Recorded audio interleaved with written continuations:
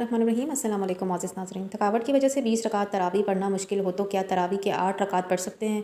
और अगर खड़े होकर पढ़ना मुश्किल हो तो क्या बैठकर तरावी की नमाज़ अदा कर सकते हैं? नमाज़ तरावी कैसे पढ़ी जाए? नमाज़ तरावी पढ़ने का अमली तरीका नीयत से लेकर सलाम फेरने तक, ये तमाम बातें आज की इस वीडियो में मैं बताने वाली हूँ। मुझे उम्मीद है कि अगर आप ये वीडियो मुकम्मल देख लें तो इस वीडियो को देखने के बाद आपके जहन में किसी भी किस्म की कोई कन्फ्यूजन या सवाल बाकी नहीं रहेगा इंशाल्लाह। मैं बहुत ही आसान तरीके से आपको समझाने की कोशिश करूँगी। इस वीडियो को आपने मुकम्मल देखना है। सबसे पहली बात यह कि नमाज़ तरावी सुन्नत मौक़दा है। बहुत सी ख़वातीन ये समझती हैं कि शायद नमाज़ तरावी ये मर्दों के लिए पढ़ना ज़रूरी है, ख़वातीन पर इस नमाज का पढ़ना ज़रूरी नहीं। ये बहुत बड़ी गलतफ़हमी है। देखिए, रोज़ा जिस तरह रमज़ान मुबारक की ख़ास इबादत है, नमाज़ तरावी भी रमज़ान मुबारक की एक ख़ास इबादत है और इसका पढ़ना सुन्नत मौक़दा है। जिस तरह मर्दों पर इस नमाज का पढ़ना सुन्नत मौक़दा है, ख़वातीन पर भी इस नमाज का पढ़ना सुन्नत मौक़दा है। ख़वातीन भी नमाज तरावी अदा करेंगी। मर्द मस्जिद में जाकर जमात के साथ नमाज तरावी अदा करते हैं। ख़वातीन घर पर 20 रकात नमाज तरावी अदा करेंगी। अब इसमें एक चीज़ और है कि नमाज तरावी में क्या पढ़ना है। बहुत सी ख़वातीन परेशान होती हैं कि नमाज तरावी में पढ़ें क्या, इसके पढ़ने का क्या तरीका है और किस वक्त हमने नमाज तरावी अदा करनी है, यानी इशा के फ़र्ज़ से पहले पढ़ेंगे या इशा की नमाज के बाद नमाज तरावी अदा करेंगे। देखिए, इशा की जब आप 4 रकात फ़र्ज़ और 2 रकात सुन्नत पढ़ चुके हों तो इसके बाद फिर आप 20 रकात नमाज तरावी अदा करेंगी और इसमें 2-2 रकात करके आप 20 रकात पढ़ें। अगर 4 रकात एक सलाम के साथ पढ़ना चाहती हैं तो ये भी जायज़ है, लेकिन बेहतर और अक्सर यही है कि 2-2 रकात करके आप 20 रकात पढ़ें। और इसमें यह होता है कि 2 रकात फिर 2 रकात, जैसे ही 4 रकात मुकम्मल होंगी, अब 4 रकात के बाद आपने थोड़ी देर का वक्फ़ा करना है। इसमें आप खामोश बैठी रहें या फिर कुछ ज़िक्र और अस्कार, तस्बीह, अल्हम्दुलिल्लाह, सुभान अल्लाह, ला इलाहा इल्लल्लाह, दरूद पाक या फिर तरावी की तस्बीह वो आपको याद है तो सबसे बेहतर है। यानी हर 4 रकात के बाद आपको थोड़ी देर का वक्फ़ा करना, थोड़ी देर आपने रुकना है। इसके बाद फिर आपने दोबारा नमाज जारी रखनी है। इस तरह 2-2 रकात करके 20 रकात और हर 4 रकात पर थोड़ी देर आपने वक्फ़ा करना है।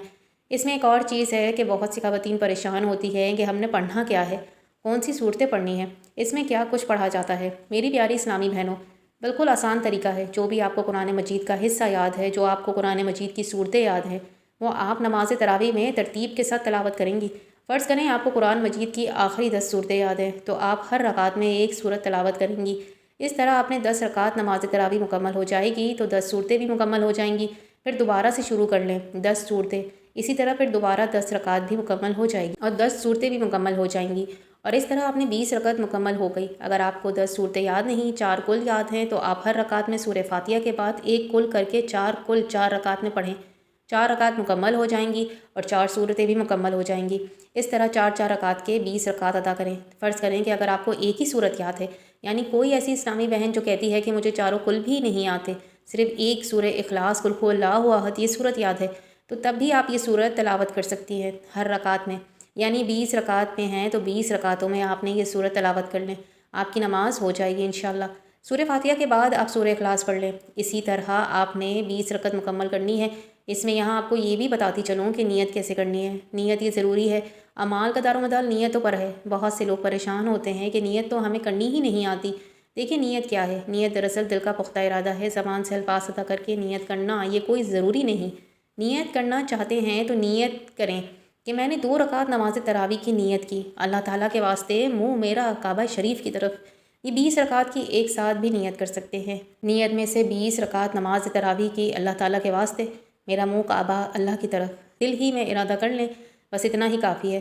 नीयत हो गई। नीयत करने के बाद आपको तकबीर तहरीमा कहकर नमाज शुरू करनी है। अल्लाह अकबर कहकर हाथ बांध दें और ये पढ़ना शुरू करेंगे। जिस तरह मैं बता चुकी हूँ कि इशा की 4 फ़र्ज़ और 2 रकात सुन्नत पढ़ने के बाद आपने 20 रकात नमाज तरावी अदा करेंगी। वितर नहीं पढ़ेंगे।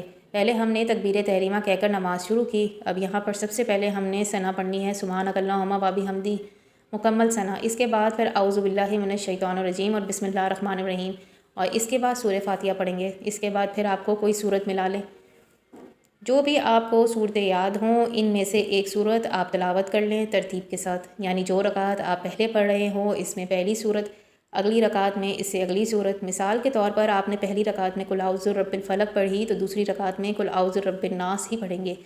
ऐसे नहीं कि आपने पीछे की तरफ लौटें, सूरह इखलास की तरफ या कुल हुवल्लाहु अहद या قل یا ایھا الکافرون کی طرف، اس طرح نہیں، یہ الٹا ہو جائے گا۔ تو ترتیب کے ساتھ آپ صورتوں کی تلاوت کریں۔ صورت میں لانے کے بعد آپ اللہ اکبر کہتے ہوئے رکوع میں جائیں گے، جس طرح رکوع کی تسبیح پڑھتے ہیں، سبحان ربی العظیم تسبیح پڑھیں۔ اس کے بعد سمیع اللہ لمن حمیدہ ربنا لک الحمد، پھر دونوں سجدے کریں گے، سجدے کی تسبیح پڑھیں۔ اس کے بعد اللہ اکبر کہتے ہوئے دوسری رکعت میں جب پہنچیں گے تو اب سب سے پہلے آپ نے بسم اللہ الرحمن الرحیم پڑھنی ہے، اس کے بعد پھر سورہ فاتحہ، پھر کوئی سورت ملائیں اور اس کے بعد پھر رکوع کریں۔